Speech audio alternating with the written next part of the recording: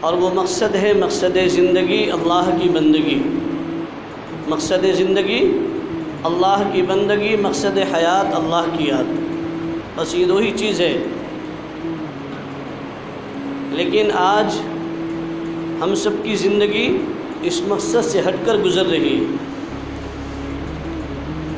ہم نے اسباب کو مقصد اور مقصد کو اسباب بنا کر کے ہماری زندگی گزر رہی ہے۔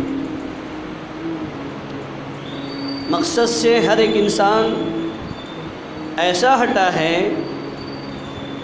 مقصد سے ہر اللہ کی بندیاں ایسی ہٹی ہیں، اور ہم سب اپنے مقصد سے ہٹ کر کے ایسی زندگی گزار رہے ہیں، مرد بھی اور عورتیں بھی، کہ ہمیں پتہ ہی نہیں ہے کہ ہمارا اس دنیا میں آنے کا مقصد کیا تھا اور کیا ہے۔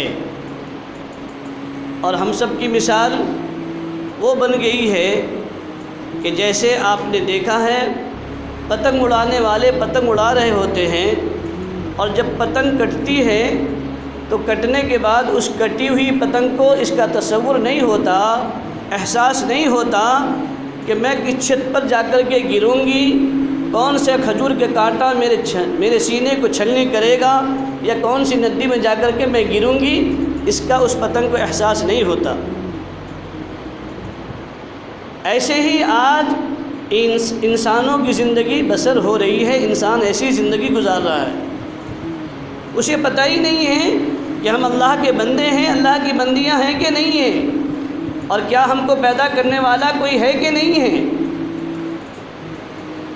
اللہ اسی لیے فرما رہے ہیں انتم تخلقونہ ام نحن الخالقون انتم تزرعونہ ام نحن الزارعون، بتاؤ تو صحیح کہ کیا تم خود بخود پیدا ہو گئے ہو کہ تم کو ہم نے پیدا کیا ہے؟ اور جو یہ کھیتیاں تم باغات اگا رہے ہو، تم سمجھتے ہو ہمارے پانی دینے کی وجہ سے یہ کھیتیاں اگ رہی ہیں؟ تم سمجھتے ہو ہمارے کھاد ڈالنے کی وجہ سے یہ کھیتیاں پیداوار کر رہی ہیں؟ نہیں، غلط ہے۔ تمہارا کام تو اتنا تھا کہ تم نے زمین میں بیج کو ڈال دیا، اور بیج ڈالنے کے بعد اب وہ بیج تو سڑ گیا تھا، گل گیا تھا۔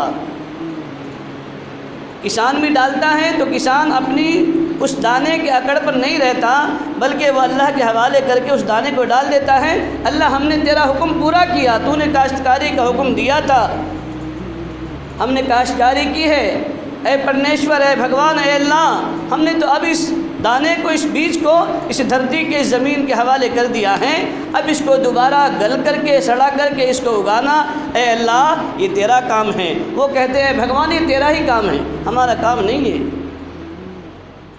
انسان